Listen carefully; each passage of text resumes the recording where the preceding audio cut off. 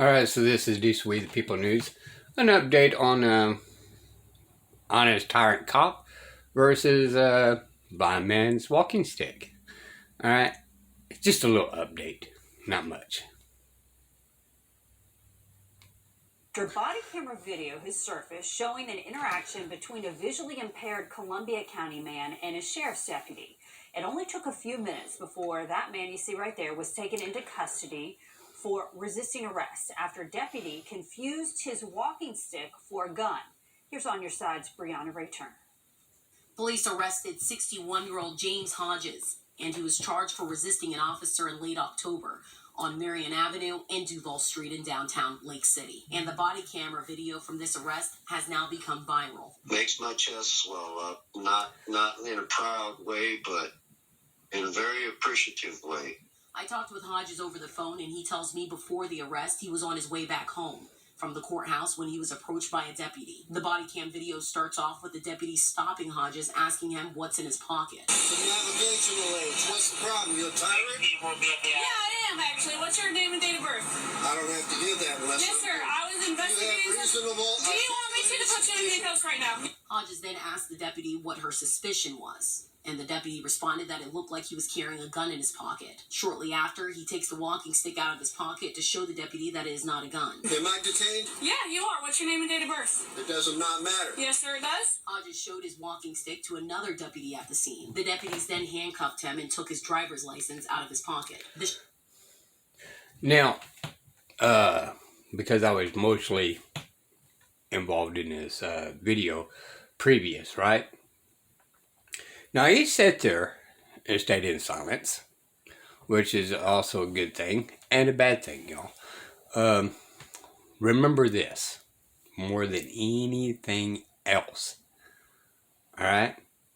The part of your due process is you're allowed to see the magistrate before seeing jail. If they deny that, then due process has been violated. Okay? Now, I know some of you guys are going to say, well, they had 48 hours, 38 hours, and all that. That was back in the old days, y'all. When we had traveling judges. But we got judges on call 24 hours a day, 7 days a week now. There is no reason to be booked into a jail, set in a jail, to wait for your due process. Okay? Whatsoever, especially in today's world. Okay? The reason why this is going on is because we do not know our rights. And we stay in silence, acquiescence, and tacitly agreed to their terms that we must sit in jail even when you're innocent. Okay?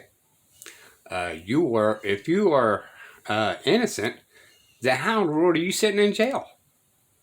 Well, that's for the courts to decide. No, it's not. It's for the officers to uphold your rights before going to jail. That is their job.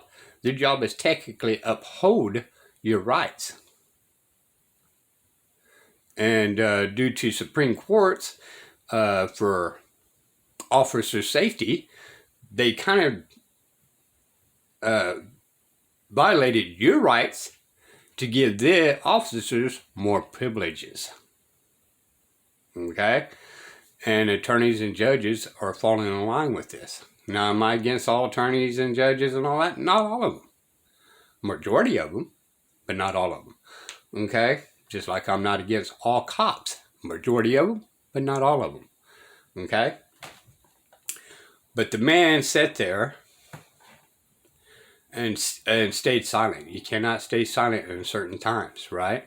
Certain times you must demand your rights. Okay?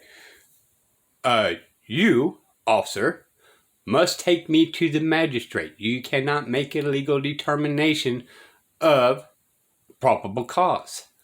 You're executive branch.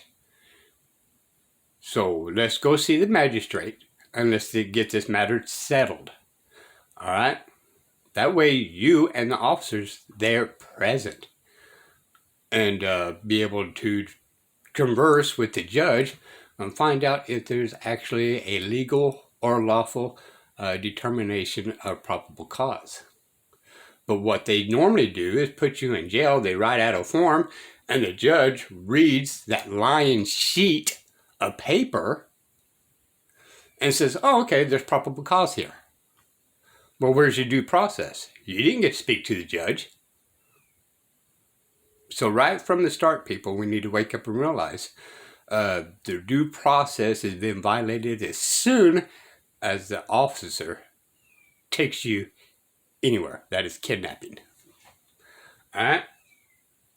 Sheriff's office declined to do an interview, but posted a statement on Facebook that says in part, quote, "We are aware of the Columbia County Sheriff's Office body camera video involving the arrest of Mr. James Hodges on October 31st. Now, I tried calling them about this, and that is true. They're declining a lot of things because it did go viral. The true question is, even with the violation of due process, the next step, we're not finding out about it as of this particular present time, right? What did the prosecutor do? Does he have a court date, or did his case get dismissed, right? This was a true retaliation and no probable cause. So, if the prosecutor proceeded forward on these charges, what lies did the officers bring to the prosecutor to proceed forward on the conviction? Just saying, y'all. We just cannot keep looking straight forward. We got to look around us to be able to protect ourselves by any means necessary, including our due process, and quit going by hearsay, right? Well, I called an attorney and they say, well, this is what they do and this, and it's hearsay. Did you research it? Did you research the due process? Did you research your rights of the due process? So anything that attorney says, or the judges say, or the cops say, is all hearsay. And that's how they convict you, because the whole court is in conflict of interest against you by hearsay. Just saying. These are the way the people do. Bye, y'all.